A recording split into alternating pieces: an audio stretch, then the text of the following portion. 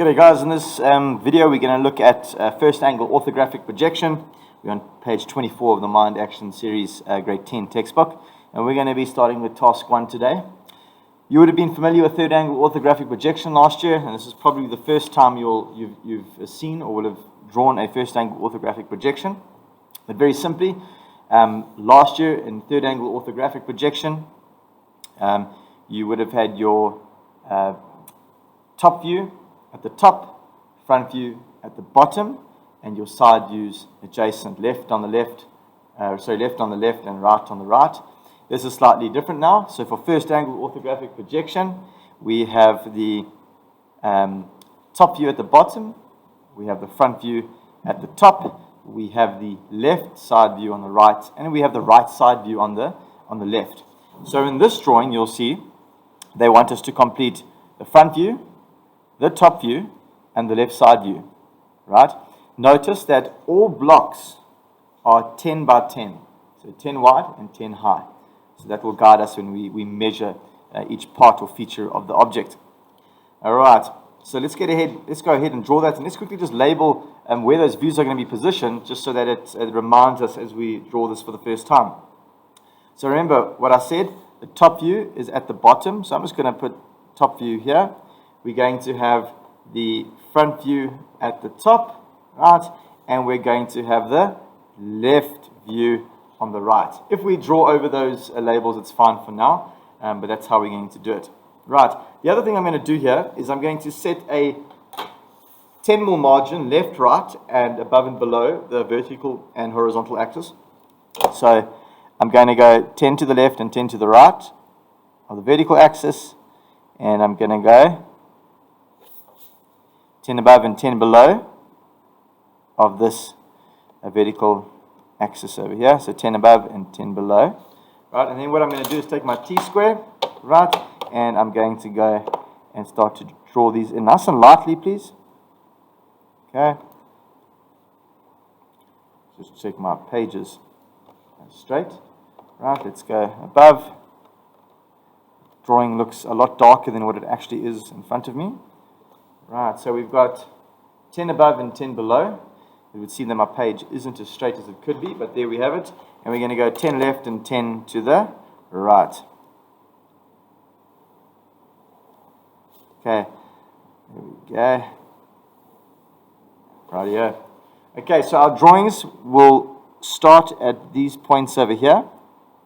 And no feature of the object or drawing will be drawn inside the set of margins that I've created here.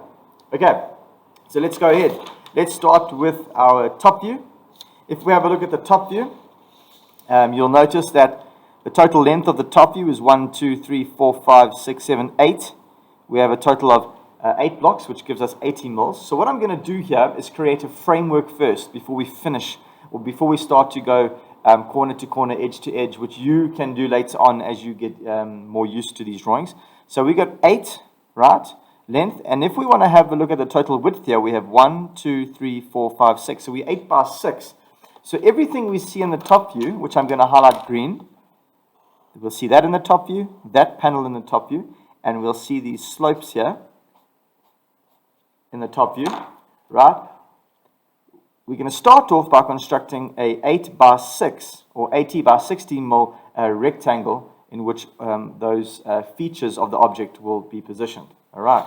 So I want you to imagine that this point over here, right, starts at that point over there. Well, not imagine. I want you to understand that that's how that works. Okay. All right. So we're going to go 80 mils on the on this sort of horizontal axis, or the x-axis. Right, so we're going to go 80. Hopefully it's on the page. I did measure that it should fit or just fit. There we go. So it only just fits. All right, you guys, it's a tight squeeze, but we'll make it happen nevertheless. Right, so there's 80. All right, so we said it's 80 by 60. So I'm going to go measure 60 on the vertical axis. There's 60 over there. So all I'm going to do now is construct a line straight across. This is all in construction. And I'm going to come down from that first point, and you can see that's almost on the edge of the page. I'm going to come in just a little bit there. Okay, that's about right. Okay, so what I'm going to do now is look for the positioning of all the other features in the drawing. So we have got, I want you to imagine that this is what we have right now. We have this window in which we're viewing the object. That's what we've created, an 8x6. And everything that we see there, right, we want to fit inside that box, that construction box, if you like. All right, so what we're going to do is we're going to start from the back and we're going to work forward. We know that we have 8 by 1, which is 10 mils. So I'm going to go ahead, come back off the margin, 10 mils, right? And then I'm going to go draw a line straight across. There we go. Then I'm going to do the next section, right? Which is, so now we've identified that edge in the drawing, in construction. Now we're going to go another 20 mils and draw a line straight across to get that edge or that feature of the object. So I'm going to go another 20 mils. So another 20 mils down. There it is. And I'm going to draw a line straight across. There we go. Right, and then lastly, we need to position these two features, which are essentially the slopes or the slanting faces of the object. Right, so how are we going to go about doing that? What edges do we need to see? We need to see that edge, and that edge. Now, that edge over there and that edge over there will be part of, right, the construction box that we set up. All right. Now remember this, whenever you have something sloping away or towards you, it will look like either a square or rectangle depending on how long it is. All right. Now how do we figure out where that edge on the inside and that edge on the inside are going to be? So if we have a look at the line we've just drawn or constructed in, we're going to come in 1, 2, and 3 from the inside and from the outside. So we're going to come in 30 mils from the margin, and then we're going to come in 30 mils from the outside edge of the box of that construction. There it is, right? And now quite easily what you notice is that that point there, that line, now must connect to the front edge that we have here in construction, over here, right? So all I'm going to do here is draw a line to go and meet that construction line from that point, from both those points. And now what we have, right, is the shape set up for us, right? And all we need to go do now is identify which are the bold, which are darker lines or outlines, right?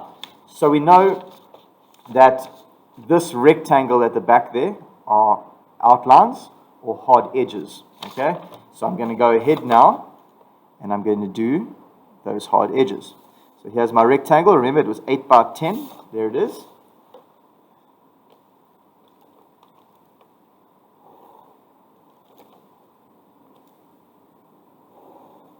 Okay, so we've got that back top panel sorted.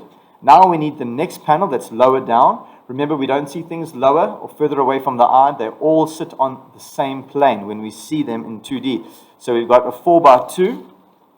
So there's my 4 by 2. It's already in because of my smart construction work. It's 4 by 2.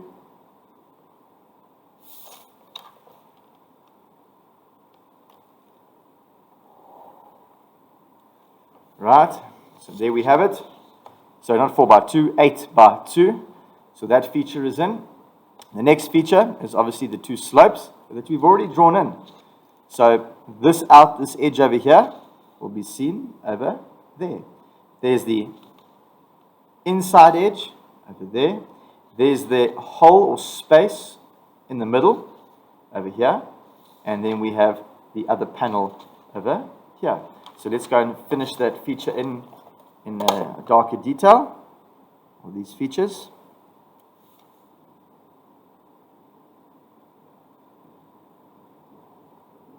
There we go. And then I'm going to go ahead, so inside edges first, to be smart. Okay, and then the leading edges in the front view. So there we have it. All right, so we've got that shape constructed in the top view. Now we want to go and complete the front view. Right, so what are we going to see in the front view? In the front view, we're going to see, so if you can imagine standing here and viewing this object in line, sort of being in line with this arrow, you're going to see this little panel at the bottom, or these three little panels. Then you're going to see the slope again, all right?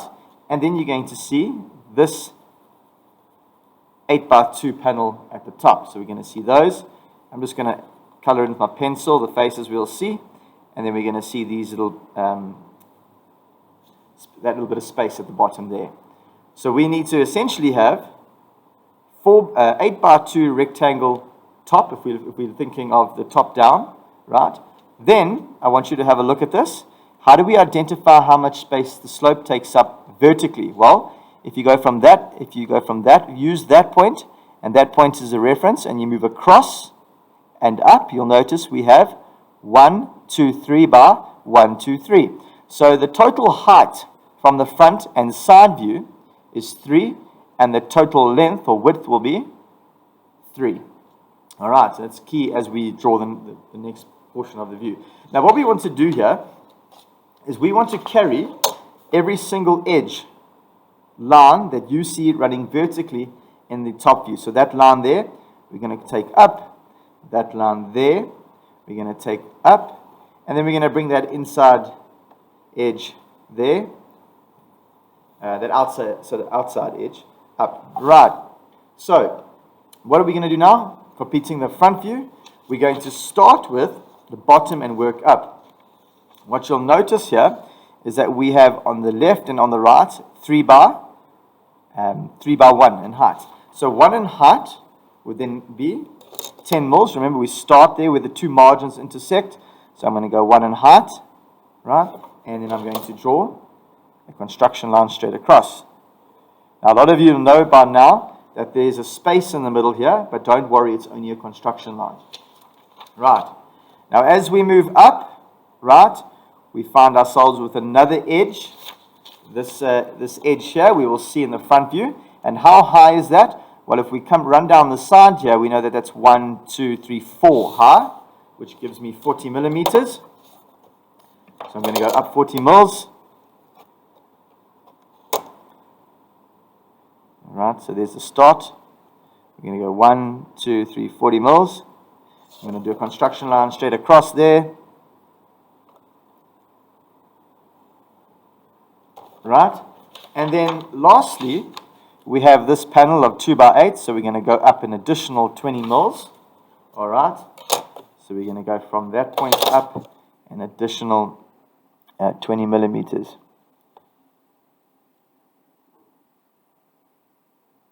There we go. Okay, all in construction so far.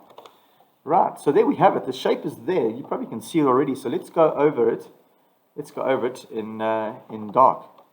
Right, so we know we've got the two panels at the bottom here, left and right, and understanding that we'll have a hard edge. The hard edges will be 1 by 3 by 1 and by 3 on both sides. Nothing in the middle. All right, there's no hard edges or corners there. So we're going to confirm that with darker lines. We're going to represent that graphically with darker lines. On the outside, on the inside, inside again, and then outside over here. And then we're going to confirm that feature again, or communicate that feature with hard lines on the top. Right, so there we've got our two panels.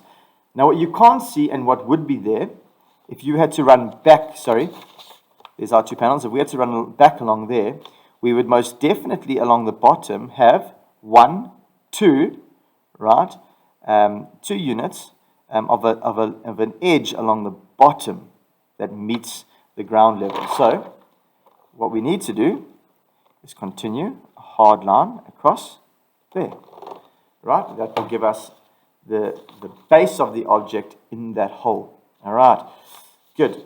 Now we're going to draw the features of the two panels. And the two panels are made very obvious, 1 and 2. Those slants or slopes. There we are. Going to go and draw those in darker, all the edges. Now, interestingly enough, again, that line runs all the way across the top. Okay, so we don't have to stop there. We're running all the way across the top.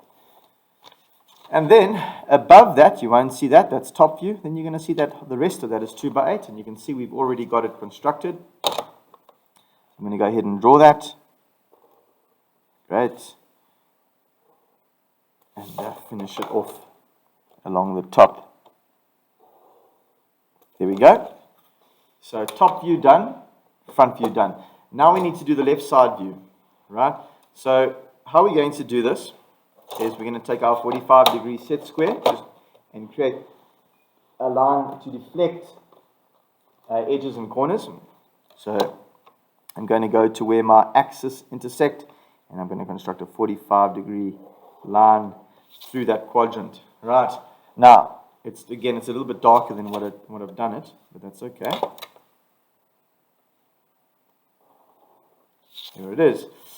And what I'm going to do now is I'm going to take all the lines that run horizontally across from the front view into the left side view. So all those lines that run horizontally are going to come across.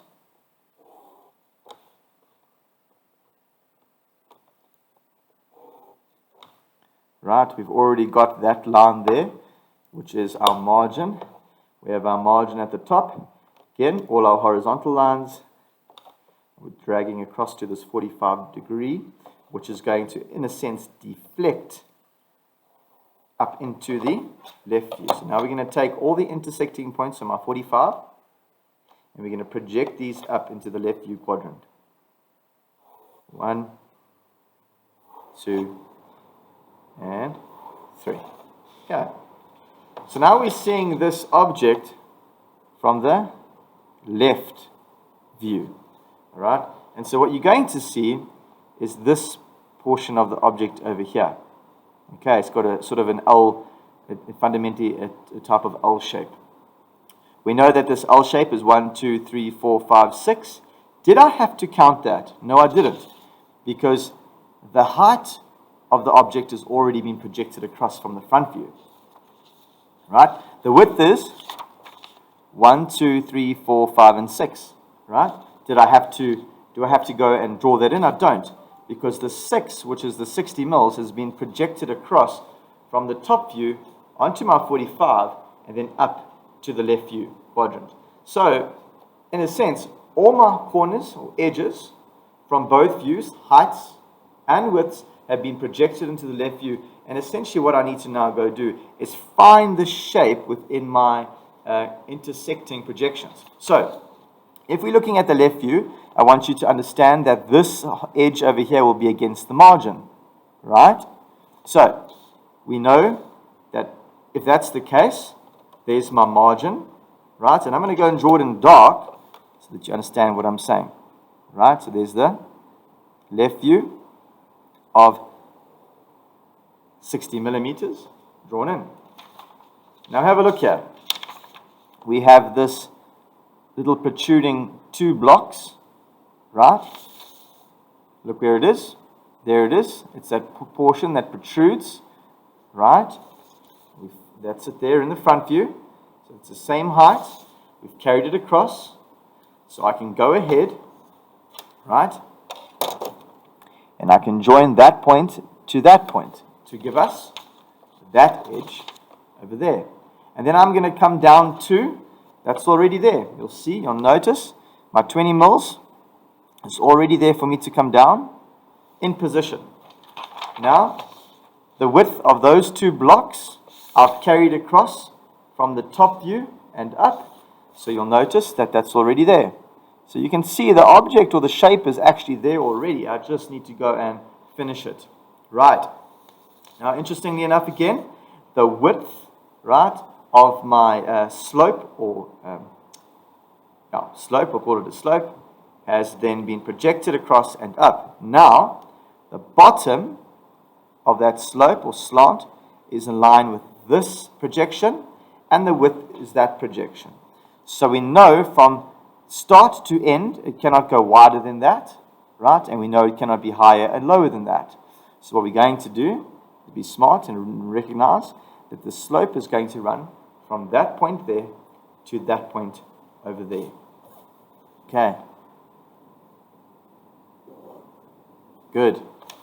We know then from the left view, once we've got the slope, we come down 1, and you'll notice that that measurement is already in place by our construction line over there. Project that portion, that little 3x1 face, right? And we project its height across. It gives us the height that we need to show or project it in the left view. Right, then I'm going to go, obviously, and I'm going to construct a dark outline for the base, or the bottom edge. Right, we're not finished yet. We're almost there. So now we've got the whole shape required to present the left view, but we have hidden detail in this object. And the portion of hidden detail is this corner on the inside. So you can imagine that that corner runs down onto the inside, all right, of the object. And that's a corner we cannot see or edge. But because it's there, it's information that the engineer needs to see. So we're going to go and construct it. And we know that that corner or edge, right, will be in line, right, with the start of the slope. So if we go to the start of the slope, and we know also that it's going to run all the way down to the bottom of the object. So that's where the slope starts. And you'll see there's that inside corner, again, from an orthographic, but that's that inside corner that we're talking about. If we bring it across and up, we've got the projection line for it. How do we do hidden detail? Chain line, broken, there it is. So there's my hidden detail. The object is complete. All my views are represented accurately in the right position. And to finish my left view, I relied on all my projections. My front view was completed by relying on some projections from the top view. I hope this video has helped you guys. Good luck with this drawing.